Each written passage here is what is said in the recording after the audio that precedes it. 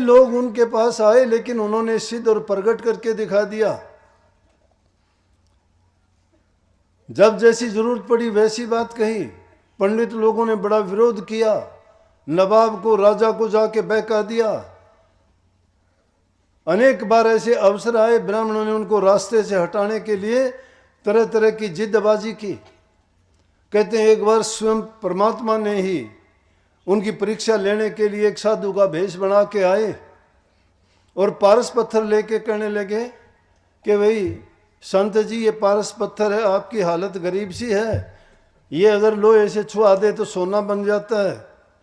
मुझे तो 1 साल के लिए कहीं बाहर जाना है, मैं कहाँ इसको लिए फिरूंगा, कोई उठा लेगा, कोई चुरा लेगा। आप रख लो इसको, ज़रूरत पड़े सोना बना लेना, ऐसी आपकी हालत है, वो भी ठीक हो जाएगी। मैं साल के बाद आऊँगा, फिर आपसे ले लूँगा। रविदास जी ने कोई ख्याल ही नहीं किया कि क्या कहते हैं। बोले कि आपको सुनाई दिया? हाँ। बोला सुनाई दिया। बोला रख दो, जहाँ रखते हो वहाँ आराम से रख कर पहचान करके जाना, आओगे जहाँ आपको वहीं मिलेगी, मुझे नहीं ज़रूरत है इसकी। अभी थोड़ी देर पहले एक शब्द गा रहा था ना, उस शब्द में बहुत बड़ी बात, अपने आप भी उन शब्दों में जोड़ के शब्दों के अर्थ को ही बिगाड़ देते हैं। कहते हैं कि ये मीरा ने करे वो हीरे, मीरा ने लिए। राम नाम के हीरे थोड़े हैं, हीरे क्या मायने रखते हैं नाम के आगे? नाम का कोई मोल नहीं, तोल नहीं। हीरे जवाहरात तो मिट्टी है संतों की भाषा में। कैसे जोड़ देते हो उन वाणियों में झूठी साची बात? हीरे मोती और इस दौलत का क्या है? संतों ने तो इसको ठगनी कहा, माया कहा, लुटेरी कहा। ये कोई मायने नहीं रखते संतों के लिए। और रविदास जी ने सिद्ध करके दिखा दिया। बोले भाई महात्मा जी रख जाओ कहीं भी। लेकिन उनके विरोधी थे, वो सुन रहे थे कि ये महात्मा क्यों मिलने आया था, क्या बात कर रहे हैं।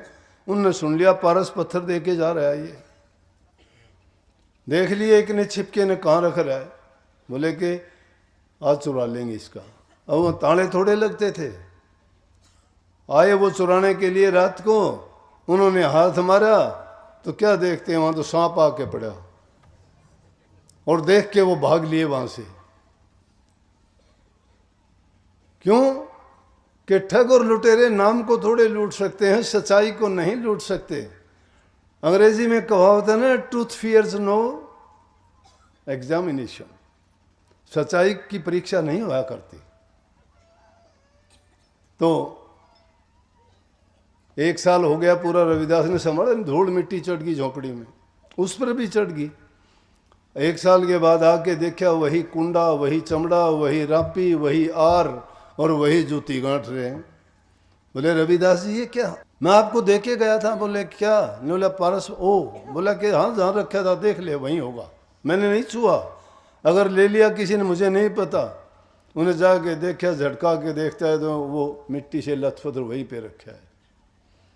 बोले आप भी कमाल हो रविदास जी। बोला मुझे इससे क्या करना है, मुझे जो कुछ मिला है जूती के गांठने से मिला है, और मुझे जिस चीज़ की ज़रूरत हो तो इस कटौती में ही सारा कुछ पूरा हो जाता है। जो चाहूँ उसने उनको कह दिया कि ये चीज़ क्या मायने रखती है, जो चीज़ है उसके लिए काम करना चाहिए महात्मा जी। वो तो स्वयं प्रभु उनकी परीक्षा लेने के लिए आए थे। बोले कि धन्य है तुम, और तेरी भक्ति भी धन्य है। और उनको आशीर्वाद दे के गए। कुछ दिन के बाद में आप ये कहावत बड़े खूबी से सुनते आए हो। कितने चमत्कार थे उनके जीवन में। एक पंडित लोग जा रहा था जूती गठवाने के लिए, कहने लगा कि आज तेरे को भी ले चलूं गंगा जी, पूरी सारा दिन इन्हीं में लगा रहता है जूती गांठने में, कभी गंगा में भी स्नान कर लिया कर। बोला कि हमें कहाँ फुर्सत मिलती है, हम गरीब आदमी मजदूरी करके खाते हैं। पंडित जी आप ही चले जाओ, फिर एक करना मेरी भेंट दे आना। बोला क्या भेंट है तेरी?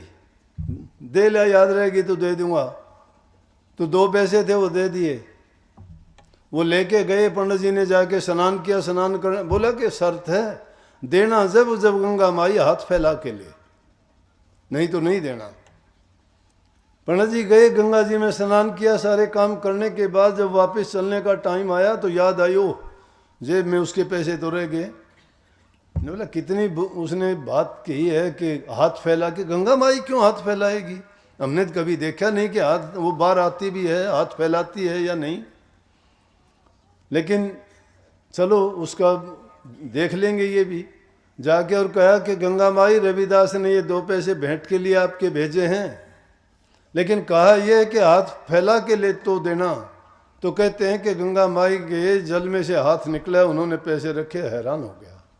वो देखता ही रह गया। आवाज़ आई कि पंडित जी अभी रुकना। एक बहुत चमकीला बहुत सुंदर कंगन ला के उसके हाथ पे रख दिया कि रविदास जी को ये देना। ये इंसान बड़ा बेईमान है, इसकी मुंह खोपड़ी है। कबीर साहब कहते कबीर ओंधी खोपड़ी धापी कभी न हो। ये मोदी है इसलिए कभी भरती नहीं है, यूं होती तो भर जाती है। उसने सोच लिया रविदास को क्या पता है, कंगन ऐसा कंगन उसको थोड़ा देना है। बस गंगा स्नान करके बराबर से निकल गया। रविदास बोले पंडित जी स्नान कराए? बोले कि हाँ कराया। और उसको अनसुना करके अनदेखा करके निकल गया। बोला ये मैं कंगन का क्या करूँगा, ये कंगन अगर मैं बादशाह को दे दूँ तो बड़े इनाम मिलेंगे मेरे को। सीधा गया दरबार में, महाराज की जय हो, महाराज की जय हो। बोले कि हाँ भाई कैसे? कि महाराज जी मैं एक बहुत बड़ा तोहफा लाया हूँ आपके लिए, और ये कंगन है। मिलाने वाले भी बहुत थे राजा के पास, सीधे लेके बोले रुक रुक चल अभी ले चलते हैं तेरे को। तो क्यों भाई, गरीब आदमी में तो कौन लेके जाता है, बेचारा पीछे लाइन में खड़ा रहेगा। और जिसको थोड़ा जो दिखेगा वैसा है उसको तो 10 जने लेके आएंगे कि ये साहब है, ये अफसर है, ये पढ़ा लिखा है। तो उसको बोले कंगन लालच दी किया। बोला कि रुक रुक हम ले चलते हैं। लेके गए, राजा को कंगन दिया। राजा को देख के ही बात बनाने के लिए कितनी बना दो। राजा कहते रानी को दिया। रानी बोली एक कंगन का क्या पहनूं? लेकिन उस कंगन को देख के राजा ने भी देखा कि ऐसा कंगन जिंदगी में कभी देखा ही नहीं, ये तो बड़ा। बोला पंडित जी बात सुनो। बोले हाँ बोलो। बोले कि एक कंगन से काम नहीं चलेगा, ऐसा ही कंगन एक और लेके आ। और 2 आदमी साथ भेज दिए। अगर कंगन लेके नहीं आएगा तो याद रखना तेरे चूची बच्चा कोल्लू में पीटे जाएंगे। अब पंडित जी तो मर गया। कि इसीलिए कही ना कि दगा किसी का सगा नहीं करा, नहीं तो कर देखो। दगा किसी का सगा नहीं है, जो जिसके साथ दगा करेगा परमात्मा उसका बदला ले लेगा। तुम भोले हो, तुमसे धोखा करेगा, धोखा करने वाले पर ऐसी मार पड़ेगी कि उसके पास जवाब नहीं होगा। ये चिंता ना किया करो। कबीर साहब कहते कबीर आप ठगाइए और ना ठगिए कोई, आप ठगाए सुख हो तो और ठगे दुख होए। खुद ठगे जाओ कोई बात नहीं है, तुम ना ठगो किसी को। तुम ठगोगे ना तो तुम्हें बहुत दुख होगा, और तुम ठगे गए तो कोई दुख नहीं है। सुख होगा तुम्हें खुद ठगे गए तो। इतबार आना बड़ा मुश्किल है, कठिन है, क्योंकि हम तो हाथ ही हाथ देखते हैं, और हाथ ही हाथ जो काम होते हैं उसका स्वाद एक बार तो अच्छा ही लगता है। अरे जो कड़वी गोली भी खिलाता है उसके चारों तरफ मिठास लगाते हैं गोली है, डॉक्टर लोग भी मुंह में लेते हो कड़वी नहीं लगती। थोड़ी सी देर मुंह में रख के जाड़ से चबा लो तो क्या हाल होगा। वही वह है, मिठास बाहर से एक बार दिखाई देता, बाद में बड़ी कड़वाहट होती है उसकी। इसलिए ये धोखा दगा छड़ कपट बेईमानियां करके तुम जीवन बिताते हो ना, ये अपनी कब्र खोद लेते हो। किसी के साथ धोखा करोगे तुम्हारे साथ ये ना सोचना कि तुम कामयाब होगे, नहीं, सोच लेना कि तुमने बड़ा जुल्म कर लिया है, और वो जुल्म तुम्हारे सामने खड़ा होगा एक दिन और तुम्हें बर्बाद करेगा। जो इंसान ऐसा महात्माओं ने इसीलिए तो जीवन संवारे लोगों के, जो उनकी आज्ञा में चले उनके जीवन संवर गए। तो अब पंडित जी कहने लगे भाई और तो कोई रास्ता नहीं है, रविदास जी के पास चलो। जाके कहने लगे रविदास जी माफ कर दो। पैर पकड़े पे गिड़गिड़ाने लग गया, दरबारी लोग साथ में कि कहीं भाग ना जाए। बोला रविदास जी माफ कर दो। बोले भाई क्या बात है, बता, मेरा तो कोई कसूर भी नहीं किया। संत तो मार खा के भी खुश होके अगले को दिखा देते हैं कि ना भाई मैं तुझे कुछ नहीं कहता, लेकिन जिसने कर्म कर लिया है वो कर्म का फल बना चुका है, वो बचेगा नहीं। संत ना कहो, लेकिन जिसने कर्म कर लिया उसने कर्म फल बन गया उसका।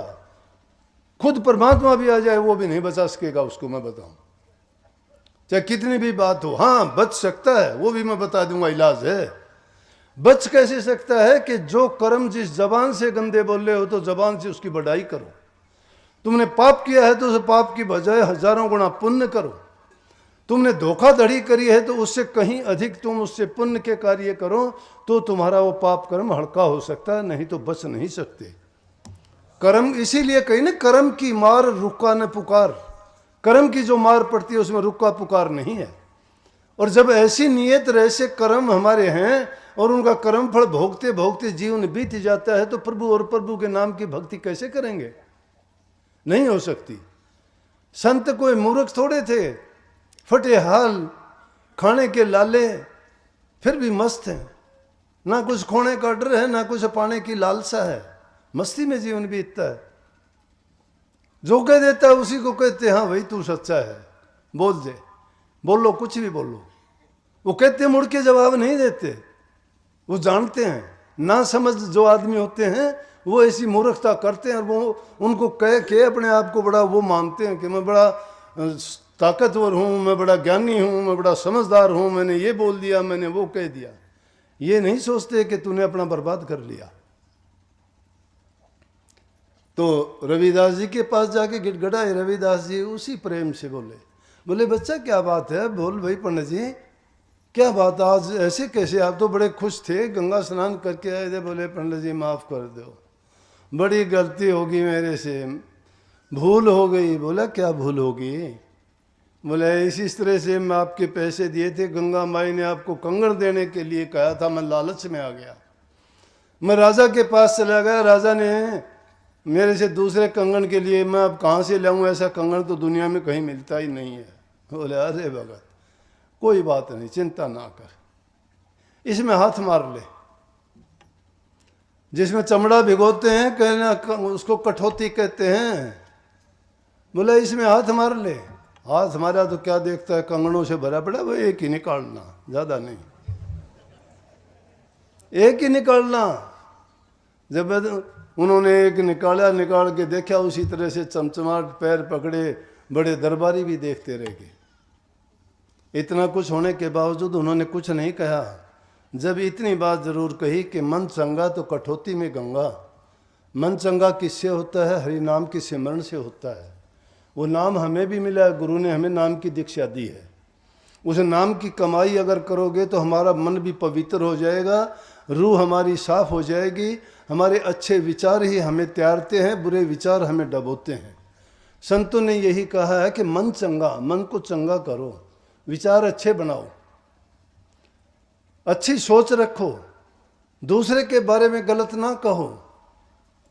फायदा क्या मिलेगा? सोचो तो अपने बारे में सोचो, कमी देखो तो अपनी देखो, उनको कैसे बेहतर करें ये सोचो। संतों का उपदेश सुन के उस उपदेश को अंगीकार करो, उस पर चलने का प्रयास करो। अगर जीवन सफल ना हो तो फिर दोष देना भाई संतों को। संत साफ बात कहते हैं, दूसरों के हित की बात कहते हैं, उनका कल्याण और उनके जीवन को संभालने की बातें करते हैं। वो लेके गए राजन, चलो बड़े। तो इस प्रकार से इसी तरह से कितनी घटना हुई। कमाली भी जो थी कबीर साहब की लड़की थी, ज्ञान उनको रविदास जैसे मिला था। कबीर साहब की चिल्ली नहीं, शिष्या नहीं थी वो। और कैसे वो हुआ था? अब कहीं कुछ कह देते हैं, कहीं पीपा का नाम लेते हैं, लेकिन बात हुई थी कबीर साहब की। कबीर साहब उनके पास गए थे। कबीर साहब जब गए रविदास जी से मिले कि गुरु भाई काफ़ी दिन के बाद मिले हैं, आपस में बातचीत की। बोले को कुछ खान पान जल ग्रहण करो। जब पानी का लोटा दिया तो कबीर साहब को भी ये हो गया कि मैं पानी कैसे पीऊँ, कठौती का पानी दे दिया, चमड़ा भिगोने वाला। और वो पानी कबीर साहब बोले कि पहले मुंह हाथ पाँव धो लेता हूँ मैं, फिर पानी पीऊँगा। दूसरी तरफ जाके उस पानी को बखेर दिया और वो उसके कपड़ों में, धोती में बिखर गया। और वो जब वापस गया, खाने के लिए इनकार कर दिया कि बोला कि खाना तो अब मैं घर जाके ही खा लूँगा, मुझे भूख नहीं है, बस जल ले लिया मैंने। घर गया तो उसकी लड़की कमाली कपड़े धो रही थी। कबीर साहब ने कपड़े बदले और कहने लगे बेटी धोती पर भी कुछ दाग है, इसको भी धो देना। धोती से दाग उसके मिटे नहीं तो कमाली ने उसमें मुंह में भाप दे दे के गर्म करके वो दाग मिटाने की कोशिश करी ना, तो मुंह में लिए और उसकी सूरत चढ़ गई और वो बड़ी ऊंची बातें करने लगी। जब ऐसी कबीर साहब इतनी देर में आए, देखते हैं तो उसकी तरफ देख के हैरान हो गए कि बेटी ये क्या हो गया, कि मुझे नहीं पता क्या हो गया, कि मैं नोला धोती को क्यों मुंह में ले रखा है, कि इसका दाग मिटाने के लिए। वह कबीर साहब को बड़ा धोखा लगा और उसी टाइम से कमाली कबीर साहब के शिष्य हो गई थी।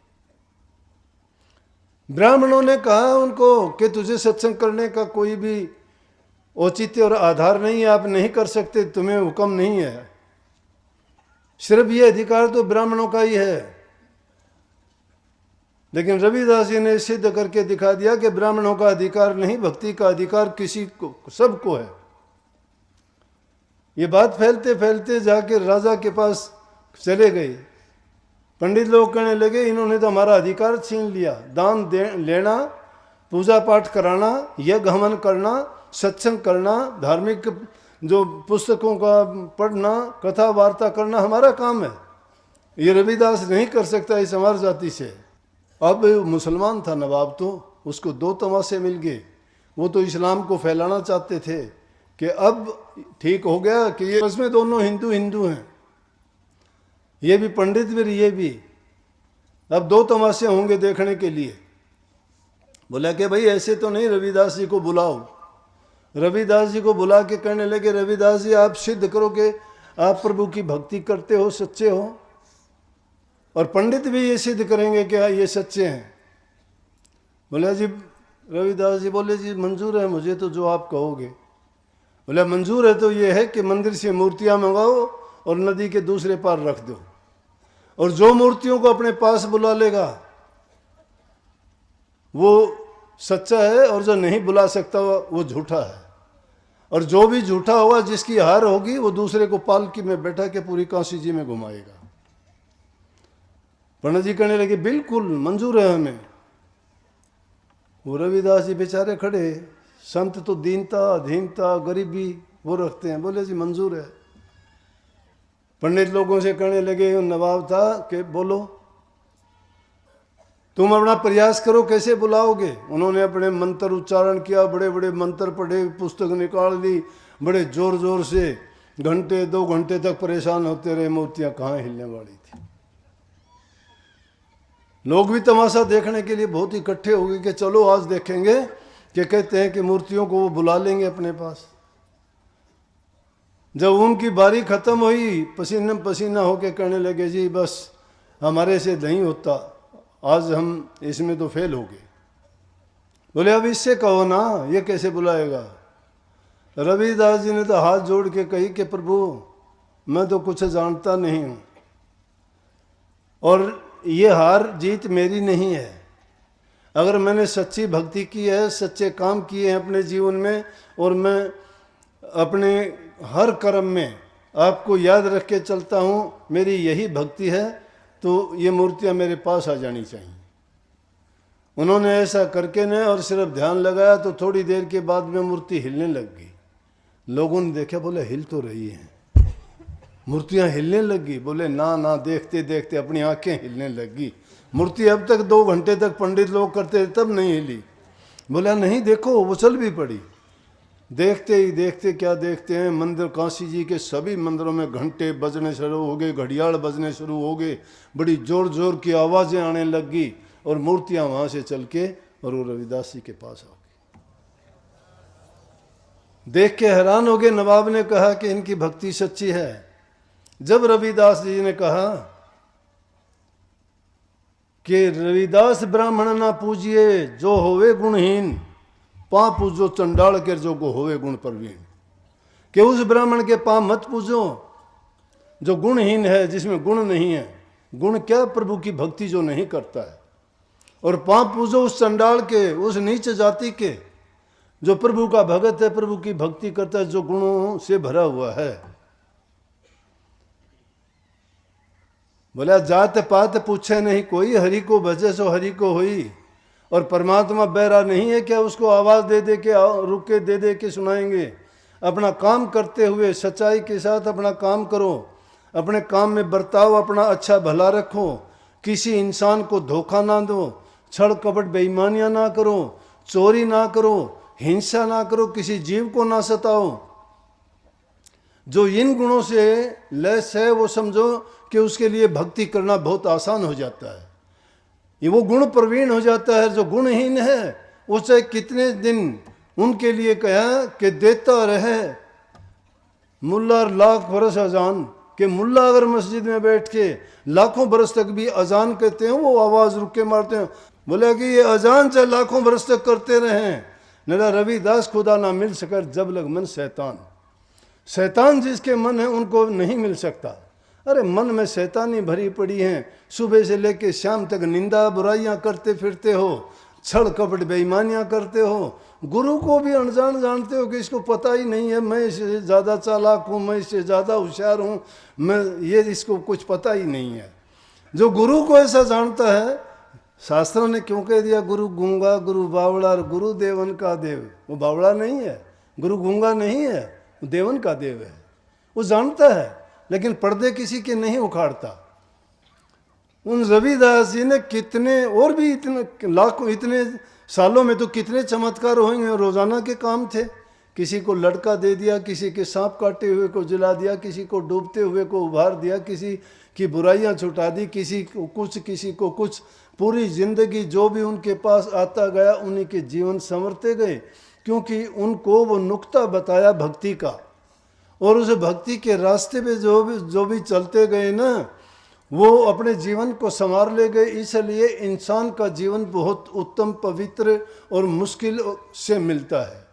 इसीलिए जो नानक साहब का शब्द गाया था आपने सुना, उसमें क्या कही थी वाणी कि इस बार तू मालिक को याद कर ले, फिर ये अवसर तुझे दोबारा नहीं मिलना। जिस माँ से जन्म लिया है दोबारा ऐसी माँ से जन्म नहीं होगा। क्यों नहीं होगा ऐसी माँ से? क्योंकि क्या पता हमने क्या क्या कर्म किए हैं, किस योनि में जाएंगे। चार खान के मुसाफिर हैं जीव, 84 लाख प्रकार के जीव हैं, किस किस योनि में जाएंगे। वहाँ ये माँ थोड़ी होगी, ये हमारी जो मातृ शक्ति ये नहीं होगी। क्या पता कहीं अंडे में पैदा होंगे, क्या पता कहीं जल में पैदा होंगे, क्या कहीं मिट्टी पसीने से पैदा होंगे। अरे मनुष्य जीवन जैसा कोई जीवन नहीं है। और ये जीवन पाके भी अगर हम हरि की भक्ति प्रभु को याद नहीं करते हैं तो हमसे ज़्यादा मूर्ख भी कोई नहीं है। इसलिए इस जन्म को दुर्लभ बताया है।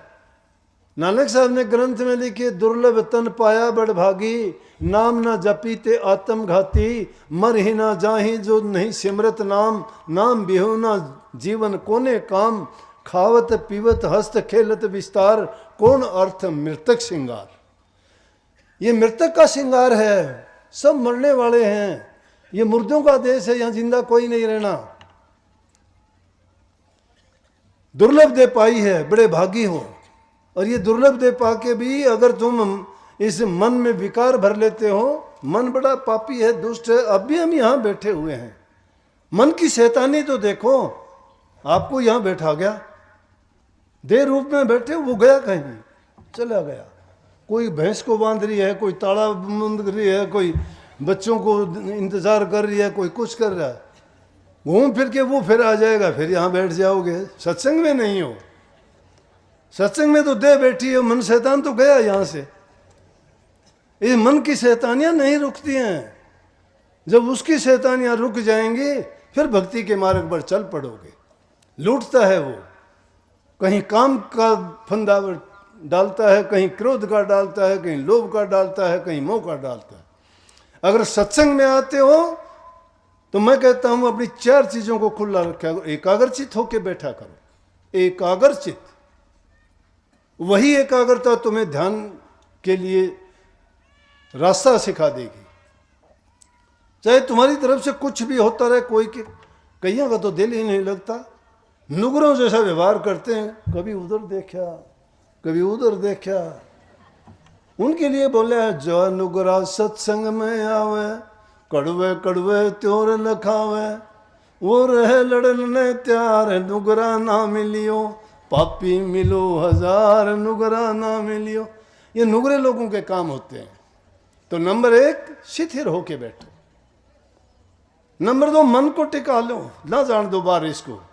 ये भागेगा ना, इसकी आदत है भागने की, उड़ता है, भागता भी नहीं, उड़ जाता है। इस पिंजरे को यहीं छोड़ जाता है। कि उसको पता है बैठा रहने दे इसको। तो सत्संग होके भी यहाँ से चले जाओगे तब भी आपको नहीं पता क्या कहा था, क्या बोला था, क्या करना है, क्या नहीं करना है। खा लिया, पी लिया, बैठ लिए, उठ लिए, एक दिन गुजर गया। अरे बहुत कीमती समय था। एकाग्रचित होके बैठो, आंखें खुली रखो। जो चीज तुम्हें खुली दृष्टि से मिल जाएगी वो कहीं नहीं मिलती, बंद आंखों से नहीं मिलती। ये बात अगर मैं वहां पर्दे के पीछे बोलूंगा बात में आनंद नहीं आएगा। इन आंखों को नजदीकी चाहिए, नजदीकियां। दूर बैठे वो सोचते हैं वो आगे बैठ गए, हम वहां बैठने चाहिए थे। आंखों को खुला रखो, उसी तरह हृदय को भी खुला रखो। उसके फाटक बंद ना किया करो। उसके बंद कर लेते हो, बात जाती है इस कान में से, यहां से बाहर आ जाती है ना। बंद कर दिया करो। जैसे प्रकार से कबीर साहब ने कही कि आज जा सतगुरु नैनन में नैन झाप मैं लूं, ना मैं देखूं और को ना तो ही देखन दूं। इन नैनों में इस प्रकार से कैद कर लिया करो देख के कि ना तो खुद देखो, क्योंकि अच्छी चीज हो वो बंद करके न और करड़ी कर लेते हो, नाड़े के नीचे भी दबा लो कि कोई काट लेकर दे, है ना। इसलिए शिथिर होके बैठो, आंखें खुली रखो, हृदय को खुला रखो और उन चीज़ों का संचय करो। घर जाके उनको बार बार संभालो, उन बातों को गौर करो। जितनी बार याद करोगे, जितनी बार उनको दोहराओगे, तो आप पाओगे कि हर बार आपको एक नया आनंद मिलेगा, नई शिक्षा मिलेगी और आपको बुराइयों से बचने का होगा। क्योंकि जब बात सुन के जाते हो आपको लगता है कि भाई ये कहा था कि झूठ ना बोलो। आप कुछ दिन के लिए आजमा के देख लो, अगर आपको उन बातों में फ़ायदा मिले तो उन बातों को अपनाना। अगर आपका नुकसान होता है तो सारी बुरी से बुरी बात अपना लेना। ये मन तो इस संसार में, इस माया के देश में भटक जाता है, भटक जाता है। चुंदिया जाती है इसकी आंखें। यहाँ मेला लगा हुआ है, मेले में तरह तरह की चीज़ें हैं। एक देखते हो वो चीज़ नहीं भाती, दूसरी को देखते हो वो अच्छी लगती है, आगे देखते हो उससे भी अच्छी लगती है। और फिर उनके रस, उन रसों के हम आदी हो जाते हैं। उन रसों को पाके सोचते हैं कि हमें इसमें बड़ा आनंद मिला, लेकिन उनमें आनंद नहीं है। नीरस जब तक हो जाओगे, नीरस कोई रस ही नहीं आना।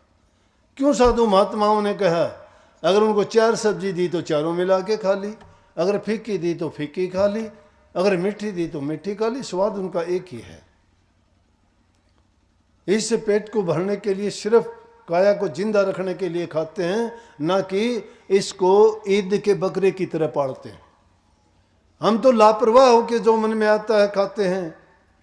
जो इस प्रकार के खाने का हमारा कोई ठिकाना नहीं, सोचने का ठिकाना नहीं, टाइम के हम पाबंद नहीं। जब इन सारी चीज़ों को भुला देते हैं तो समझो कि हम रास्ते से भटके हुए हैं। उस रास्ते पर लाने के लिए संतों का सत्संग, उनकी शिक्षा हमें बार बार ये याद दिलाती रहती है। तो ऐसे महान संत रविदास जी जैसे, जिन्होंने कितनी गजब की बात कही कि थोथी बातें हैं दुनियादारी की, इन थोथी बातों को पिछोड़ने से कुछ नहीं मिलेगा। आपको एक अमूल्य चीज़ मिली है और वो है प्रभु भक्ति के नाम का नुक्ता, और वो है सूरत शब्द का योग। और उसका पहला तरीका है कि नाम का सिमरण। मैं कहता हूँ कि ध्यान बेशक ना करो, लेकिन अगर सिमरण तुम्हारा पक्का हो गया तो ध्यान अपने आप ही खिंचा चला आएगा। ये तो बाल्टी से रस्सी बंधी हुई है, वो पानी में पड़ी हुई है। तुम अगर रस्सी को खींचोगे तो बाल्टी पानी से ही भरी आएगी, खाली नहीं आएगी।